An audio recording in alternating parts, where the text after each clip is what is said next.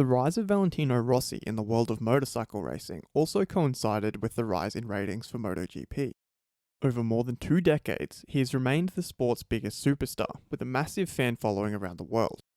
With Rossi confirming that 2021 will be his last year as an active MotoGP rider, many feel that his departure will have a negative impact on MotoGP's popularity.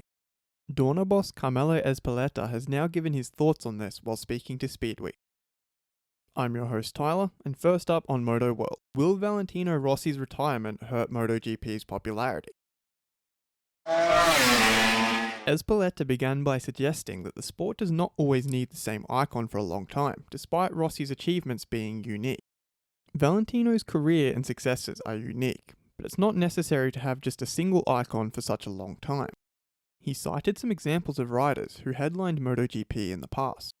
Let's remember, Kenny Roberts was very dominant in the 500cc World Championship from 1978 to 1980.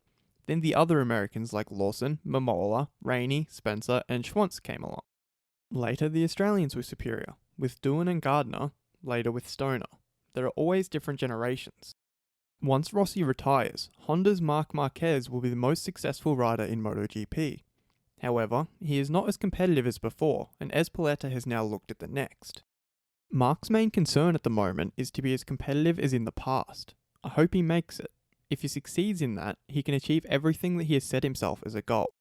He signed off by accepting that Rossi is inimitable. But I think Valentino is irreplaceable. I would have liked him to ride on for another 20 years. I don't know when the competition for Rossi's successor will begin. Fast feed.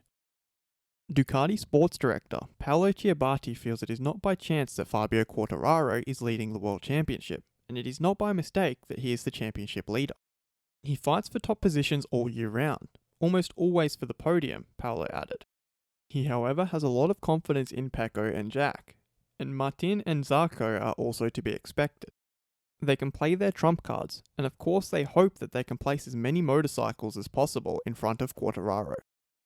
Pramax's Johann Zarco is not upset with himself after crashing out in Austria, just sad. He has some pain inside for having lost the race. He didn't lose the war, but he lost the battle. He added that the tyres, at those moments of the race prior to his crash, weren't giving him the right sensations, but he doesn't think it's just the tyres themselves.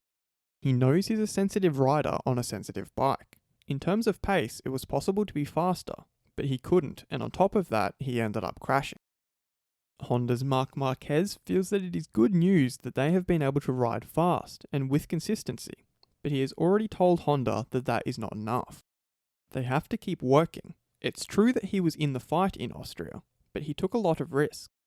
If they want to fight for the title next year, they have to be a little faster, improve some aspects, Marquez added.